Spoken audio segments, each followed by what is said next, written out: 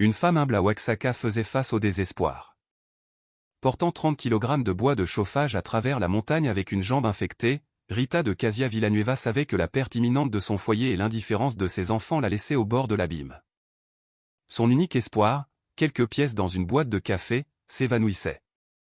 Mais sur son chemin, un homme en blanc l'attendait, pieds nus et les pieds blessés, l'appelant par son nom complet. Cette rencontre marqua le début d'un miracle que personne n'aurait pu prévoir. « Seigneur, je n'ai rien, sauf mon humanité », murmura Rita, invitant l'étranger dans sa modeste maison. Quand l'homme en blanc regarda son autel et tendit la main vers la blessure de Rita, une transformation impossible commença à se manifester. Nous vous invitons à vous abonner à notre chaîne et à nous dire d'où vous nous regardez pour faire partie de cette histoire émouvante de foi et d'espérance. Le soleil de janvier frappait sans pitié les terres arides d'Oaxaca. Rita de Casia Villanueva, 58 ans, se réveilla avec une douleur lancinante dans sa jambe droite, une infection qui menaçait sa vie. 7 ans de veuvage et de pauvreté l'avaient laissée à transporter du bois de chauffage dans la montagne, seule et oubliée par ses enfants. Les dettes s'accumulaient, et le propriétaire lui donna un ultimatum, expulsion le lendemain.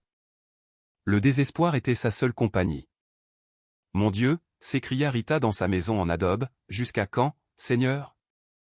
Avec seulement 43 pesos et un besoin urgent de 680 pesos pour des antibiotiques, Rita savait qu'elle n'en pouvait plus. Le pharmacien l'avait averti du risque de perdre sa jambe. L'industrie du bois, avec son bois de chauffage industrialisé, avait détruit ses moyens de subsistance, laissant des femmes comme elle dans l'extrême pauvreté. Rita s'agenouilla devant son autel, une croix en bois sculptée par son défunt mari, Thomas, demandant un signe. Un coup à la porte interrompit sa supplication. C'était Octavio Medrano, son propriétaire, exigeant les 2500 pesos de loyer impayés. Malgré ses prières, le délai était inamovible, expulsion si elle ne payait pas le lendemain. Rita s'effondra en larmes, sa vie semblant être une cruelle moquerie du destin. « Est-ce juste, mon Dieu ?» cria-t-elle, n'obtenant que le silence en réponse. Décidée à se battre jusqu'au bout, Rita prépara son sac usé, sa machette et quelques tortillas. Elle attacha un chiffon autour de sa jambe infectée et sortit de sa maison, sachant que c'était sa dernière chance. L'ascension de la montagne, chaque pas une agonie sous le soleil implacable d'Oaxaca, devint une prière pour avoir des forces. « Aide-moi, Seigneur Jésus », murmura-t-elle, se souvenant des rêves brisés avec Thomas et de la promesse de ses enfants. À son endroit habituel, sous un mesquite, elle se souvint comment sa fille Béatrice avait promis de ne jamais la laisser seule, et son fils Roré, qu'il prendrait soin d'elle. « Mensonge, Thomas », murmura-t-elle. Tout n'était que mensonge. Le désespoir se mêlait à une obstination inébranlable. « Si tel est le plan que tu as pour moi, que ta volonté soit faite, dit-elle au ciel, mais laisse-moi au moins mourir avec dignité. » Elle leva sa machette, chaque coup une supplication, chaque branche de bois de chauffage tombait une prière. Elle travailla sans relâche, ignorant la douleur et la soif, jusqu'à avoir un fagot de 30 kg, le plus grand depuis des années. « Seigneur Jésus, pria-t-elle, nouant le dernier nœud, je ne te demande plus de miracle, seulement la force de descendre cette montagne et de rentrer chez moi. » Sa seule demande, que ses enfants n'apprennent pas sa mort solitaire. La descente fut une torture. Sa jambe battait, le poids du bois de chauffage menaçait de la briser en deux. L'obscurité des montagnes d'Oaxaca apportait avec elle des dangers, mais la foi de Rita était sa seule protection. C'est alors qu'elle le vit, l'homme en blanc, assis sur un rocher au milieu du chemin, les pieds nus et blessés, émettant une lumière inexplicable au crépuscule. Rita s'arrêta net, son cœur battant fort. Les yeux sereins de l'homme en blanc, remplis d'une lumière non terrestre, la regardèrent avec une intensité qui lui transperça l'âme. « Bonsoir, Rita de Casia Villanueva », répondit-il, d'une voix douce mais claire, connaissant son nom complet, un détail que seule sa grand-mère se souvenait. Face à la question de l'homme sur la possibilité de l'aider avec ses pieds blessés, Rita se trouva à un carrefour. Malgré son propre désespoir, sa jambe infectée et sa pauvreté totale, Rita sentit quelque chose dans les yeux de l'étranger. « Je n'ai rien à vous offrir, sauf mon humanité », acheva-t-elle. « Et c'est la seule chose dont j'ai besoin », répondit l'homme en blanc, révélant qu'il avait été avec elle à chaque pas, comptant ses larmes et écoutant ses prières. Un frisson parcourut Rita. Elle décida d'aider, soulevant de nouveau son lourd fagot de bois de chauffage. Ils marchèrent ensemble en silence, tandis que Rita se souvenait des paroles de sa grand-mère Refugio, « La pauvreté peut tout te prendre, mais pas ton cœur, à moins que tu ne le permettes. » L'homme en blanc hocha la tête, les larmes aux yeux, reconnaissant la sagesse de sa grand-mère et le cœur de Rita. « As-tu pensé à abandonner ?» demanda l'homme en blanc. « Chaque maudit jour, » répondit Rita, la voix brisée par l'abandon de ses enfants. « Mais la foi, même de la taille d'un grain de moutarde, peut déplacer des montagnes, lui dit-il. Tu as déplacé cette montagne chaque jour de ta vie. » Arrivée à sa maison en adobe, Rita eut honte de sa pauvreté. Mais l'homme en blanc dit, « Ta maison est pleine de lumière. » Avec ses dernières forces, Rita lava et banderola les pieds blessés de l'étranger, ignorant sa propre douleur. Il l'observa, voyant en elle la beauté de quelqu'un qui oublie sa propre souffrance pour soulager celle d'un autre. Ils partagèrent leurs 3 tortillas rassis, la seule nourriture que Rita avait, que l'homme en blanc appela la plus délicieuse qu'il eût jamais goûtée. Ensuite, l'homme en blanc lui posa une question cruciale, « Accepterais-tu un miracle si en échange tu perdais la bonté de ton cœur ?» Sans hésiter, Rita répondit, « Je préfère mourir pauvre, mais humaine, que de vivre riche, mais sans âme. » Une larme roula sur la joue de l'homme en blanc, et d'une voix brisée, il lui demanda, « Sais-tu qui je suis ?» Rita, tombant à genoux, prononça ce que son âme savait déjà, « Vous êtes Jésus.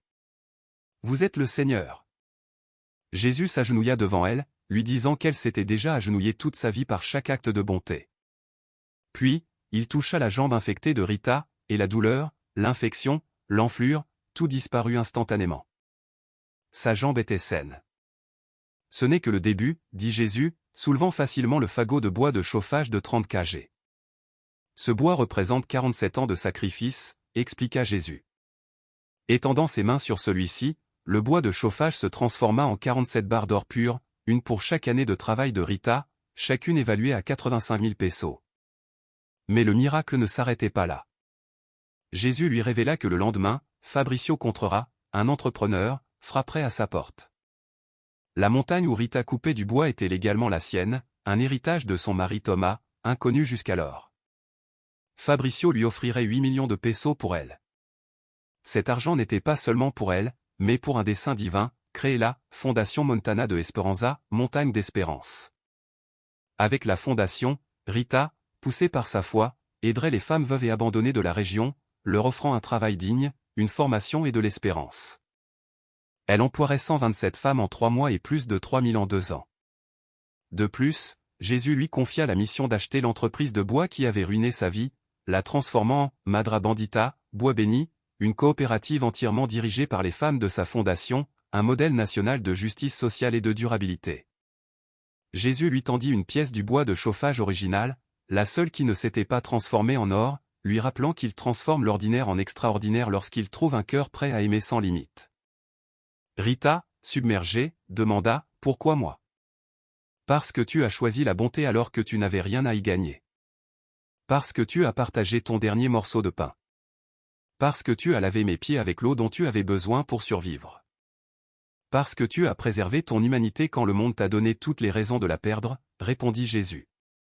En partant, Jésus la consola, « Je ne suis jamais parti, Rita de Casia. J'ai toujours été avec toi. » Il lui promit que tout s'accomplirait et que ses enfants reviendraient, non pour l'argent, mais parce qu'ils comprendraient ce qu'ils avaient perdu. Pardonne-leur, mais enseigne-leur la valeur du sacrifice. Et sur ces mots, Jésus disparut. Rita resta sur le seuil pendant de longues minutes, regardant le chemin vide, serrant la pièce de bois de chauffage comme si c'était la chose la plus précieuse au monde. Quand elle ferma enfin la porte et se retourna, les barres d'or pur étaient toujours là, brillant doucement à la lumière de la bougie. Ce n'était pas un rêve. Cette nuit-là, Rita ne dormit pas. Elle s'agenouilla devant l'autel jusqu'à l'aube, priant, pleurant, remerciant sans cesse. « Merci, Père. Merci de ne pas m'avoir abandonné. Merci d'avoir vu mon cœur quand personne d'autre ne le voyait. Merci de transformer ma misère en miracle. Je te promets d'utiliser cela pour ta gloire. Je te promets que chaque femme que j'aiderai saura que c'est ton amour, pas mon argent, qui l'a sauvée. » Exactement à 10 heures du matin le lendemain, comme Jésus l'avait promis, on frappa à sa porte.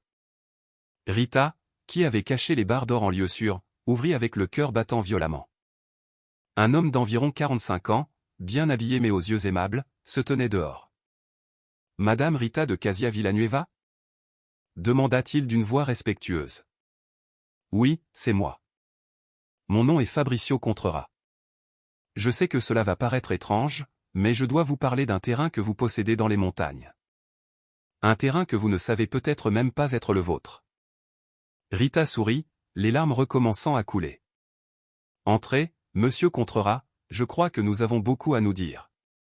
Avez-vous vécu un miracle de Dieu? Partagez votre témoignage dans les commentaires et glorifiez son nom.